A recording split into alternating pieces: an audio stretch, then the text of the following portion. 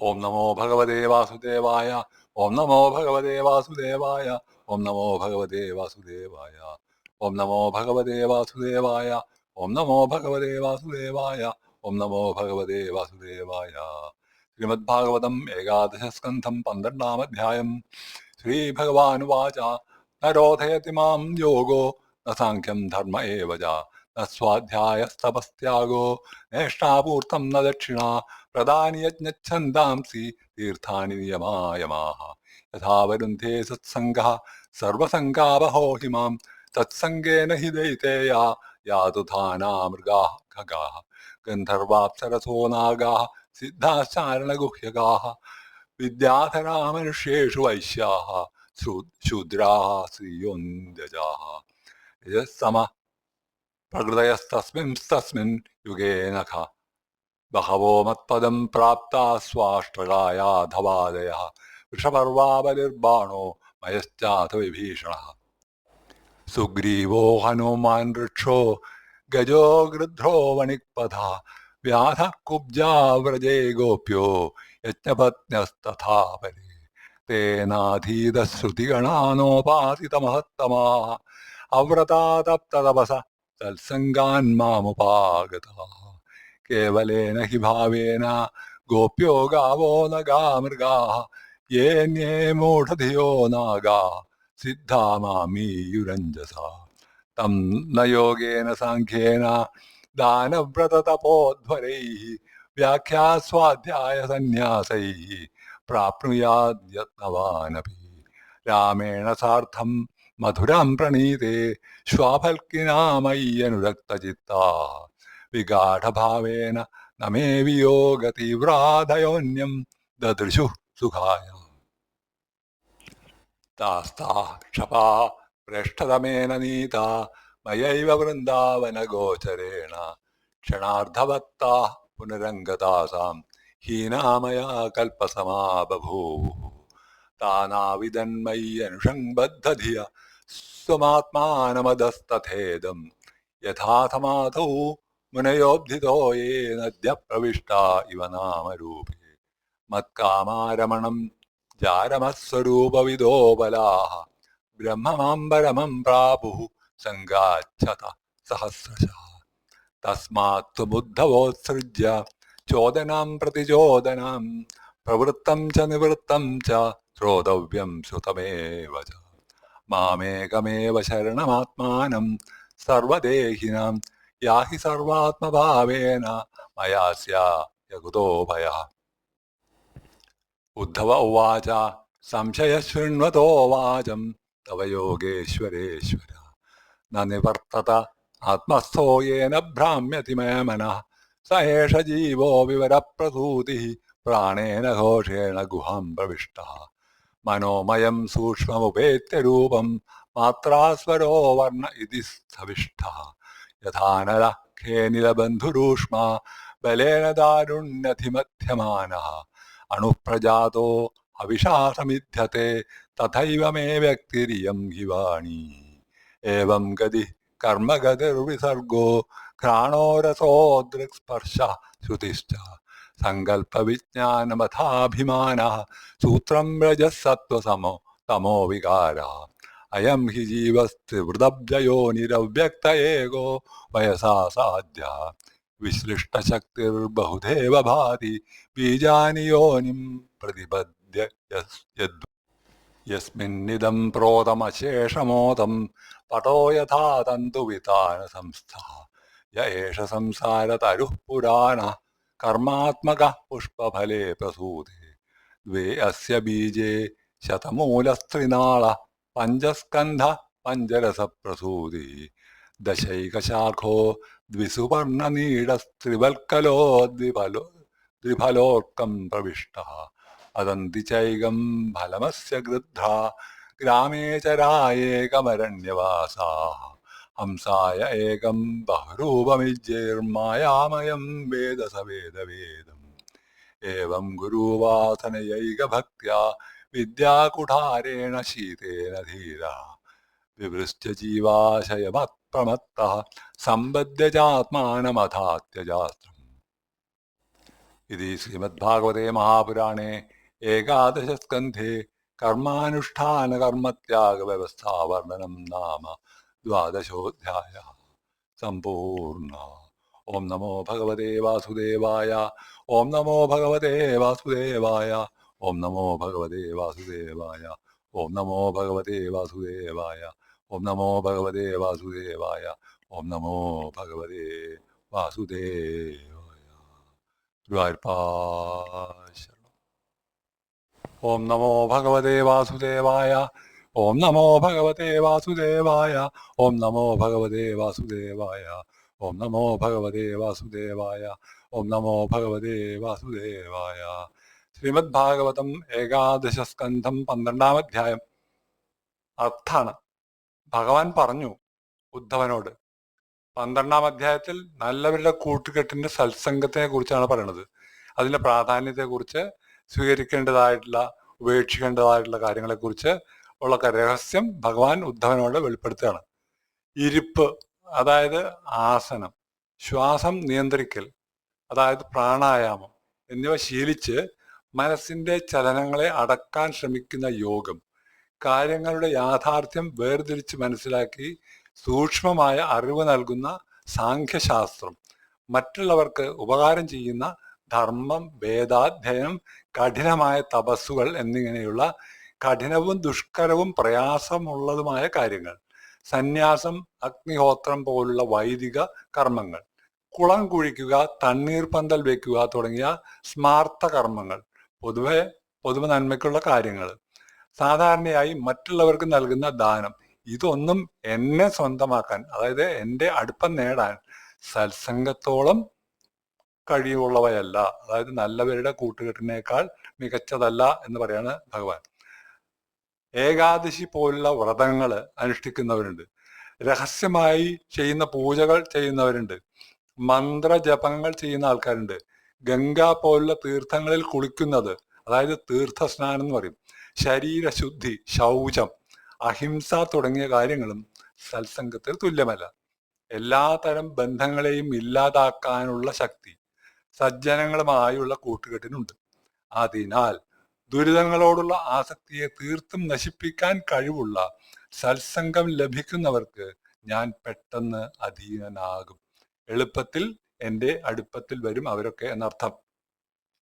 എന്നെ സ്വന്തമാക്കാൻ മറ്റുള്ള കാര്യങ്ങൾക്കൊന്നും സത്സംഗത്തോളം കഴിയില്ല എന്ന്. അതുകൊണ്ട് നല്ലവരുടെ കൂട്ടുകെട്ട് വളരെ ശ്രേഷ്ഠമായ കാര്യമാണ്. സത്സംഗത്തിന്റെ ശക്തി കാരണം വളരെ താഴ്ന്ന വിഭാഗങ്ങളിൽ ജനിച്ചവർ പോലും നല്ല ഗതിയെ പ്രാപിച്ചിട്ടുണ്ട്. നല്ല ഗതി എന്ന് ഉദ്ദേശിച്ചത് മോക്ഷം. ഉദാഹരണത്തിന് അസുരന്മാർ, രാക്ഷസന്മാർ, മൃഗങ്ങൾ, പക്ഷികൾ, ഗന്ധർവന്മാർ, അപ്സരസ്സുകൾ, പാമ്പുകൾ, സിദ്ധന്മാർ, ചാരണന്മാർ, യക്ഷന്മാർ, വിദ്യാധരന്മാർ, മനുഷ്യരിലെ വൈശ്യർ, ശൂദ്രർ, സ്ത്രീകൾ, താഴ്ന്ന ജാതിയിൽ ജനിച്ചവർ, കൂടാതെ രജസ്, തമസ് എന്നീ സ്വഭാവങ്ങൾ കൂടിയവർ, ഇവരൊക്കെ നല്ല ഗതിക്ക് അർഹരല്ല. എന്നിട്ടും സത്സംഗം അവരുടെ സ്വഭാവത്തെ പെട്ടെന്ന് മെച്ചപ്പെടുത്തി അവർക്ക് നല്ല പദവി നൽകി. ഹേ നിഷ്കളങ്കനായ ഉദ്ധവ, ഓരോ യുഗത്തിലും ഇങ്ങനെയുള്ളവർ ധാരാളമായി ഉണ്ടായിട്ടുണ്ട്. താഴ്ന്നവർ പോലും സത്സംഗത്താൽ ഏറ്റവും ഉയർന്ന പദവി നേടിയിട്ടുണ്ട് എന്നതിന് ഉദാഹരണങ്ങൾ ഇവയാണ്: വൃത്രാസുരൻ, പ്രഹ്ലാദൻ, വൃഷപർവാവ്, മഹാബലി, ബാണാസുരൻ, മയൻ, വിഭീഷണൻ, സുഗ്രീവൻ, ഹനുമാൻ, ജാംബവാൻ, ഗജേന്ദ്രൻ, ജഡായു, തുലാധരൻ, ധർമ്മവ്യാധൻ, കുബ്ജ, ഗോപകിമാർ, പ്രജസ്ത്രീകൾ എന്നർത്ഥം, ദീക്ഷിതന്മാരുടെ ഭാര്യമാർ എന്നിങ്ങനെയുള്ള പലരും എന്നെ പ്രാപിച്ചിട്ടുണ്ട്. ഇവർ എൻ്റെ യഥാർത്ഥ സ്വരൂപത്തെക്കുറിച്ച് പറയുന്ന വേദവാക്യങ്ങൾ അറിഞ്ഞവരല്ല. അതിനുവേണ്ടി വേദം അറിയുന്നവരെ സേവിച്ചിട്ടുമില്ല. കഠിനമായ വ്രതങ്ങളോ തപസ്സോ ചെയ്തിട്ടുമില്ല. എന്നിട്ടും എന്നെ പ്രാപിക്കാൻ ഇവർക്ക് ഭാഗ്യമുണ്ടായതിന്റെ കാരണം സത്സംഗം ഒന്ന് മാത്രമാണ്. ഗോപികമാർക്കും യജ്ഞം ചെയ്യുന്നവരുടെ ഭാര്യമാർക്കും ഭഗവാനുമായുള്ള അടുപ്പമാണ് ലഭിച്ചത്. അതുകൊണ്ട് അവർക്ക് മോക്ഷം കിട്ടി എന്ന് കരുതരുത്. നല്ലവരും ഭഗവാനും ഒന്ന് തന്നെ എന്ന് കാണിക്കാൻ സജ്ജനങ്ങളുടെ കൂട്ടത്തിൽ ഭഗവാൻ തന്നെയും ഉൾപ്പെടുത്തി എന്ന് മാത്രമേ ഉള്ളൂ. ഇവരിൽ വെച്ച് ഗോപികമാരുടെ നിഷ്കളങ്കമായ ഭക്തിയെ ഭഗവാൻ പ്രത്യേകം അഭിനന്ദിക്കുന്നു. നല്ലവരുടെ കൂട്ടുകെട്ടിലൂടെ കിട്ടിയ കേവല ഭക്തിയാൽ ഞാൻ തന്നെയാണ് അവരുടെ എല്ലാം എന്ന ശുദ്ധമായ ചിന്തയാൽ ഗോപികമാർ എന്നോട് ചേർന്നു. വളരെ മോശം ജന്മങ്ങളിൽ, അതായത് അതിമൂഢ യോനികളിൽ ജനിച്ചവർക്ക് പോലും ഭാഗ്യം കൊണ്ട് സാധുക്കളുടെ കൂട്ടുകെട്ട് കിട്ടാനും കേവല ഭക്തിയുടെ മധുരം അറിയാനും നുകരാനും ഇടവന്നാൽ അവർ സിദ്ധരായി പരിശുദ്ധരായി മാറി എന്നോട് ചേരും. പശുക്കൾ, യമളാർജുന വൃക്ഷങ്ങൾ, മൃഗങ്ങൾ, വൃന്ദാവനത്തിലെ മരങ്ങൾ, കാളിയൻ പോലുള്ള പാമ്പുകൾ എന്നിവർ പോലും ഉള്ളിലെ സ്നേഹം കാരണം എന്നെ പ്രാപിച്ചിരിക്കുന്നു. പുറമേയുള്ള രൂപമല്ല, ആന്തരികമായ സ്നേഹമാണ് ഏറ്റവും വലിയ ഗുണത്തിന് കാരണമെന്ന് ഇവരെല്ലാം തെളിയിച്ചു. എന്നെ പ്രാപിക്കുക എന്നതിനേക്കാൾ വലുതായി നേടാൻ മറ്റൊന്നുമില്ല. ഇത് എളുപ്പം നേടാവുന്ന ഒന്നല്ല. യോഗം, സാഖ്യം, ദാനം, തപസ്, യാഗം, ശാസ്ത്രങ്ങൾ വിശദീകരിക്കുന്നത്, വേദം പഠിക്കുന്നത്, സന്യാസം സ്വീകരിക്കുന്നത് എന്നീ വഴികളെല്ലാം ഉണ്ടായത് എന്നെ പ്രാപിക്കാൻ ശ്രമിച്ചവരുടെ ശ്രമങ്ങളുടെ ഉപഫലമായിട്ടാണ്. ഇത്രയധികം കഷ്ടപ്പെടുന്നവർക്ക് പോലും എന്നെ പ്രാപിക്കാൻ കഴിയണമെന്നില്ല. ഗോപികമാർ ഭക്തിയുടെ തന്നെ രൂപങ്ങളാണ്. അത്രയും ഭക്തിയെ ഭഗവാൻ ബഹുമാനിക്കുന്നു. ആ രീതിയിലുള്ള ബലമായ ഭക്തിയുടെ കെട്ടുകളാൽ ബന്ധിതനായ ഭഗവാൻ ഗോപികമാരെ കുറിച്ച് പരമമായ സ്നേഹത്തോടെ പറയുന്നു. എന്നെ മധുരയിലേക്ക് കൂട്ടി കൊണ്ടുപോകാൻ വന്ന അക്രൂരനെ പോലും ഗോപികമാർ ക്രൂരൻ എന്ന് വിളിച്ചു. എന്നിൽ അവരുടെ മനസ്സുറച്ചു പോയതിനാൽ എന്റെ വേർപാടിൽ ദുഃഖിച്ച ഗോപാങ്കനമാർക്ക് എന്നോട് കൂടാതെ ജീവിക്കുന്ന ലോകം ഒരു ശൂന്യമായ സ്ഥലത്തിന് തുല്യമായി തോന്നി. അവർക്ക് സന്തോഷം നൽകുന്ന മറ്റൊന്നും അവർ കണ്ടില്ല. എന്നെ മാത്രമാണ് അവർക്ക് സന്തോഷത്തിന്റെ ഉറവിടമായി അറിയാൻ കഴിഞ്ഞിരുന്നത്. അവരുടെ മനസ്സിന് ഒരു നിമിഷം പോലും എന്നെ പിരിഞ്ഞിരിക്കാൻ കഴിഞ്ഞിരുന്നില്ല. ഗോപികമാരോടുള്ള ഭഗവാന്റെ വലിയ സ്നേഹത്തെയും അതിന് കാരണമായ അവരുടെ ശുദ്ധമായ ഭക്തിയെയും ഇവിടെ വിവരിക്കുന്നു.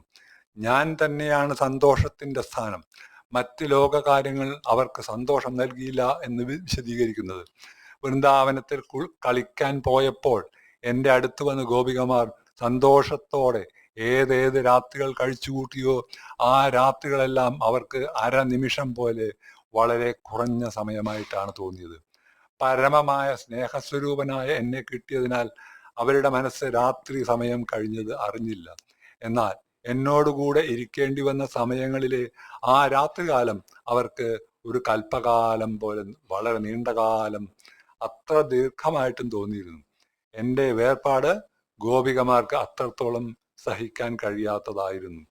എന്നാൽ എന്നിൽ ശക്തമായ അനുരാഗം, അതിയായ സ്നേഹം അവർക്കുണ്ടായതിനാൽ അവർ അമിതമായ ദുഃഖത്തിലായി, ആധിയിലായി. അതിനാൽ അവരുടെ മനസ്സ് എന്നിൽ ലയിച്ചു പോയതിനാൽ അലസത, അതായത് ക്ഷീണം എന്ന തോന്നലിലൂടെ അവർ സമാധി പ്രാപിച്ചു. അപ്പോൾ അവർക്ക് സ്വന്തം ശരീരത്തെക്കുറിച്ച് പോലും ഓർമ്മയുണ്ടായിരുന്നില്ല. സമീപത്തുള്ളതോ ദൂരെയുള്ളതോ ആയ ഒന്നിനെക്കുറിച്ചും അവർ അറിഞ്ഞിരുന്നില്ല എന്ന് പ്രത്യേകം പറയേണ്ടതില്ലല്ലോ. പരമമായ സമാധിയിലിരിക്കുന്ന മഹർഷിമാരെ പോലെ പുറം ലോകത്തെക്കുറിച്ച് പൂർണ്ണമായും അവർ മറന്ന് അവർ എന്നോട് ചേർന്നു. കടലിൽ ചേർന്ന നദികൾ തങ്ങളുടെ പേരും രൂപവും ഉപേക്ഷിച്ച് കേവലം കടൽ വെള്ളമായി മാറുന്നത് പോലെ എന്നിൽ ലയിച്ച അവർ എന്നെ മാത്രമല്ലാതെ മറ്റൊന്നിനെയും അറിഞ്ഞില്ല. ഇവിടെ സാധാരണയായി ഒന്നും അറിയാതെ ഉണ്ടാകുന്ന മോഹാലസ്യവും, അതായത് അന്ധകാര രൂപമായ മോഹാലസ്യം, ഭക്തി കാരണം ഗോപികമാർക്കുണ്ടാവുന്ന മോഹാലസ്യവും തമ്മിലുള്ള വ്യത്യാസം സൂചിപ്പിക്കുന്നു. സാധാരണ മനുഷ്യരുടെ ഉറക്കവും, അതായത് സുഷുപ്തി ആണ് ഉദ്ദേശിക്കുന്നത്. മഹർഷിമാരുടെ സമാധിയും ആത്മാവിന്റെ സന്തോഷത്തെക്കുറിച്ചുള്ള അറിവിൽ, അതായത് സ്വരൂപാനന്ദ ബോധം വ്യത്യസ്തപ്പെട്ടിരിക്കുന്നത് പോലെയാണ് സാധാരണ ക്ഷീണവും ഭക്തി കാരണം ഉണ്ടായ ക്ഷീണവും തമ്മിലുള്ള വ്യത്യാസം. അതുകൊണ്ട് ഭക്തിയുടെ ആധിക്യം തന്നെയാണ് സമാധി. മറ്റുള്ളവർക്ക് അത് മോഹാലസ്യമായി തോന്നാം, എന്നാൽ വാസ്തവത്തിൽ അവർ പരമമായ സമാധിയിൽ ലയിച്ചിരിക്കുകയാണ്. ഭക്തി അധികരിച്ചതിനാൽ സമാധി താനേ വന്നു. അപ്പോൾ ലോകബോധം നശിച്ച് ആനന്ദത്തിൽ മുങ്ങി. അപ്പോൾ മനസ്സ് ശാന്തമായി. ഈ രീതിയിൽ സമാധിയിൽ ലയിച്ചവർ തന്നെയാണ് മഹാത്മാക്കൾ. ഇനി ഗോപികമാരും പരമമായ അറിവും. പ്രാരംഭത്തിൽ ഭക്തിക്ക് ചില കുറവുകൾ ഉണ്ടായിരുന്നു എങ്കിലും, ചിലപ്പോൾ വേർതിരിവുകൾ തോന്നിയിരുന്നു എങ്കിലും, അത് ക്രമേണ ശുദ്ധമായി അവസാനം മോക്ഷത്തിലേക്ക് നയിക്കുമെന്നതിന് ഉദാഹരണമായി ഭഗവാൻ ഗോപികമാരെ കുറിച്ച് പറയുന്നു. തുടക്കത്തിൽ ഗോപികമാർ എന്നെ ഒരു പ്രിയപ്പെട്ട കാമുകനായി, അതായത് ജാരനായി കരുതി സ്നേഹിക്കാൻ തുടങ്ങി. എന്നാൽ എല്ലാവർക്കും ഏറ്റവും പ്രിയപ്പെട്ടവനായ ഞാൻ അവരുടെയും പ്രിയതമനായിരുന്നു എന്നല്ലാതെ വെറും കാമുകനല്ല എന്ന് എന്നോട് ചേർന്നതിന് ശേഷം അവർക്ക് മനസ്സിലായി. ഈ അറിവുണ്ടായപ്പോൾ അവർ പരബ്രഹ്മസ്വരൂപനായ എന്നെ പ്രാപിച്ചു. ഇതുപോലെ നല്ലവരുടെ കൂട്ടുകെട്ടിലൂടെ, അതായത് സത്സംഗത്തിലൂടെ പലർക്കും വേർതിരിവുകൾ എന്ന തോന്നൽ മാറി മോക്ഷം ലഭിച്ചിട്ടുണ്ട്. ഗോപികമാരുമായുള്ള രാസക്രീഡകളുടെയും രാധാകൃഷ്ണൻ, ഗോപീനാഥൻ എന്നീ പേരുകളുടെയും പൊരുൾ ഭഗവാൻ ഇവിടെ വ്യക്തമാക്കുന്നു.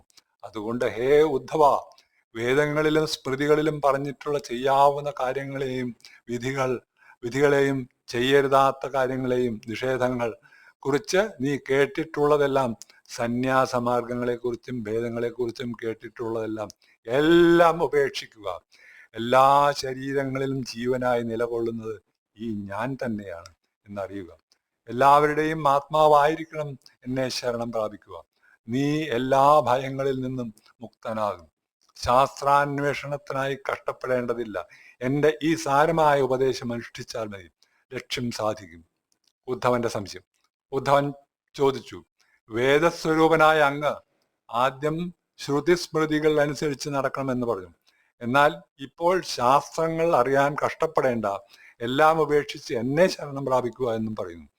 യോഗേശ്വരന്മാരായ ബ്രഹ്മാദിദേവന്മാർക്കും ഈശ്വരനായ ഭഗവാനെ ഈ വിരുദ്ധമെന്ന് തോന്നുന്ന ഉപദേശവാക്യങ്ങൾ കേട്ട് എൻ്റെ മനസ്സിന്റെ സംശയം തീരുന്നില്ല. ഞാൻ ഏതിലാണ് ഉറച്ചു നിൽക്കേണ്ടത്? ഭഗവാന്റെ സമാധാനം. വിരോധമല്ല ഉണ്ടായത്. ഉദ്ധവന്റെ സംശയം തീർക്കാനായി ഭഗവാൻ പറഞ്ഞു, ഈശ്വരൻ തൻ്റെ മായാശക്തിയാൽ ലോകരൂപത്തിൽ വിളങ്ങുന്നു.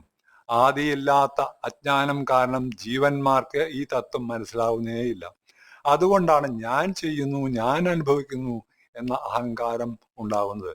ഞാൻ ഞാൻ ഞാൻ എന്ന ഭാവം. അങ്ങനെ അഹങ്കാരികളായവരെ രക്ഷിക്കാൻ വേണ്ടിയാണ് വേദങ്ങൾ ഉണ്ടാക്കിയത്. അവർ വാക്കുകളെ ആദരിച്ച് പ്രവർത്തിക്കുമ്പോൾ ക്രമേണ അവരുടെ മനസ്സ് ശുദ്ധമാകും. ഒന്ന്, മനസ്സ് ശുദ്ധമായി വരുമ്പോൾ ഫലത്തെ ആഗ്രഹിക്കാതെ കർമ്മങ്ങൾ അനുഷ്ഠിക്കുന്ന കർമ്മയോഗം ഉപദേശിച്ചു. രണ്ട്, അങ്ങനെ നിർമ്മലമായ മനസ്സിലെ കർമ്മവാസനകൾ പൂർണ്ണമായി ഇല്ലാതാക്കാൻ വേണ്ടി കർമ്മത്തിലുള്ള ശ്രദ്ധ ഉപേക്ഷിച്ച് ഏകാന്തമായി എന്നെ ഭജിക്കുന്ന ഭക്തിയോഗം ഉപദേശിച്ചു. ഭക്തി ഉറച്ചാൽ പിന്നെ ഒന്നും ചെയ്യേണ്ടതില്ല, അതുകൊണ്ട് എല്ലാം ഉപേക്ഷിച്ച് ശാന്തനായിരിക്കുക എന്നും അവസാനം പറഞ്ഞു. ഇതിൽ ഒരു വിരോധവുമില്ല. ഓരോ അവസ്ഥയിലുമുള്ള ആളുകളെ ഉദ്ദേശിച്ചാണ് ഓരോ ഉപദേശം നൽകിയത്. ഓരോരുത്തരെയും അവരുടെ നിലയിൽ നിന്ന് ഉയർത്താനാണ് ഇങ്ങനെ പറഞ്ഞത്. ലോകത്തിന്റെ ഉത്ഭവം, ശബ്ദരൂപം, അനാദിയായ പരമേശ്വരൻ തന്നെയാണ് എല്ലാം, സർവം. നമ്മുടെ സുഖ ദുഃഖങ്ങൾക്ക് കാരണമായ ലോകം എങ്ങനെ ഉണ്ടായി എന്ന് ഭഗവാൻ വിശദീകരിക്കുകയാണ്. നമ്മുടെ ഉള്ളിൽ അനുഭവവേദ്യമായി വിളങ്ങുന്ന പരമേശ്വരൻ ആദ്യം നാദരൂപത്തിൽ, ശബ്ദരൂപത്തിൽ, ആധാര ചക്രങ്ങളിൽ പ്രത്യക്ഷപ്പെടുന്നു. ഒന്ന്, പ്രാണനിൽ ഒതുങ്ങിക്കിടക്കുന്ന നാദരൂപമായ ഏറ്റവും സൂക്ഷ്മമായ രൂപം. പശ്യന്തി, മനോമയമായ സൂക്ഷ്മരൂപം. ഇത് മണിപൂരക ചക്രത്തിൽ അനുഭവപ്പെടുന്നു. പശ്യന്തി കഴിഞ്ഞാൽ മധ്യമ, വിശുദ്ധി ചക്രത്തിൽ, അതായത് കണ്ഠസ്ഥാനത്ത് പ്രവേശിക്കുമ്പോൾ ഈ പേര്. വൈഖരി, കണ്ഠത്തിൽ നിന്ന് വായിൽ പ്രവേശിക്കുമ്പോൾ സ്വരങ്ങളും അക്ഷരങ്ങളുമായി പുറത്തു വരുന്ന നാദത്തിന്റെ ഏറ്റവും സ്ഥൂലമായ രൂപം. ഈ വൈഖരി രൂപത്തിൽ പുറത്തു വരുന്ന വാക്ക് നമ്മൾക്ക് അനുഭവിക്കാൻ കഴിയുന്ന പരമേശ്വരന്റെ ഏറ്റവും സ്ഥൂലമായ രൂപമാണ്. അഗ്നിയും വാക്കും. ഇന്ദ്രിയങ്ങൾ വഴി ഭഗവാൻ എങ്ങനെ പ്രത്യക്ഷപ്പെടുന്നു എന്ന് അഗ്നി ഉദാഹരണമായി പറയുന്നു. ഒന്ന്, അഗ്നി ആദ്യം ആകാശത്തിൽ ചൂടായി അവ്യക്തമായിട്ടാണ് ഇരിക്കുന്നത്. രണ്ട് മരക്കഷ്ണങ്ങൾ ഉരസുമ്പോൾ ആ ചൂട് വായുവിലൂടെ പടർന്ന് തീപ്പൊരിയായി സ്ഫുലിംഗങ്ങളായി വരുന്നു. ഇത് കൂടുതൽ വ്യക്തമാവുകയാണ്.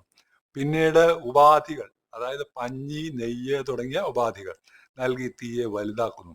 അപ്പോൾ അത് സ്ഥൂല രൂപത്തിൽ വിളങ്ങുന്നു. ഇതുപോലെ വാക്ക് അവ്യക്ത രൂപനായിരുന്ന എൻ്റെ ഏറ്റവും വ്യക്തമായ രൂപമാണ്. മൂലാധാരം മുതൽ തുടങ്ങി വൈഖരി രൂപത്തിൽ വാക്കായി പുറത്തു വരുന്നത് ഭഗവാൻ തന്നെയാണ്. സർവവ്യാപാരം ഭഗവത് രൂപം. സംസാരവൃക്ഷം.